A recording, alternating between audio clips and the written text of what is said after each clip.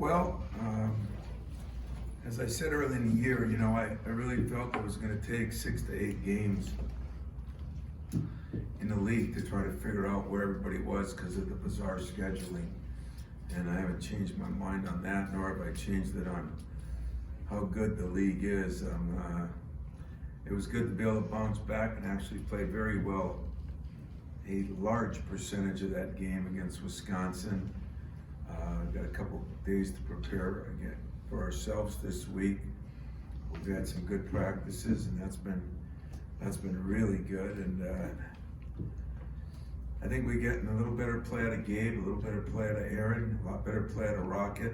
That's been a big positive. But the league right now is so good, and yet we're still in a place where some teams have played 4 or 5 home games, some teams have played 2 or 3 home games.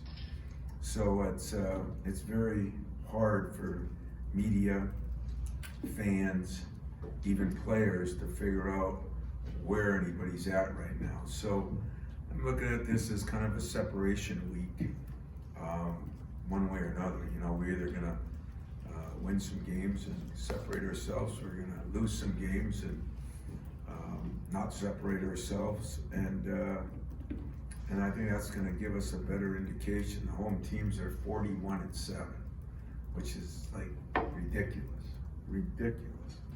And is it the parity? What's going on? What's going on with teams all over the country? I think it's the most confusing. They say that there's a ton of teams that could win it all.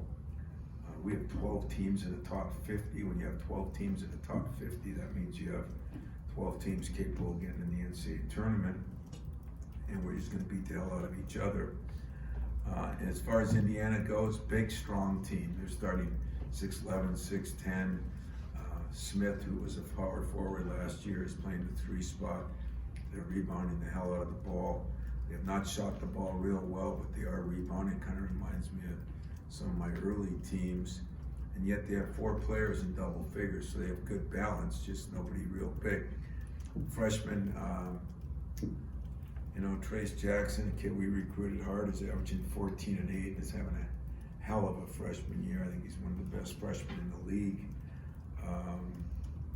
Justin Smith is a guy that's a senior that has really played well, averaging 12 points and 5 rebounds. He's good defensively. He's a great offensive rebounder. And Joey Brunk, the transfer, at 6'11", he's scoring 8-9 points against 7-8 rebounds. So they got a lot of guys between that 12 and 7 range as far as points, and a lot of guys in that 6, 7, 8 range as far as rebounds. The guys that have killed us, Devontae Green and Durham, last couple of years, are still guys that are in double figures, probably 2 of their best shooters. And this is one of the better teams in the country, getting to the free throw line 26 times a game. So they're getting a lot of dribble penetration with their guards. I think guys are helping. I think that's why they become, besides being real big, become a good offensive rebounding team. When you drive the ball like that, you also get fouled more. When you get offensive rebounds, you get fouled more. And so we're going to have to do the job in transition. We're going to have to do the job rebounding the ball and defending without fouling. So topsy-turvy, man, as far as, I don't know if you guys have any idea where all the teams are in the league.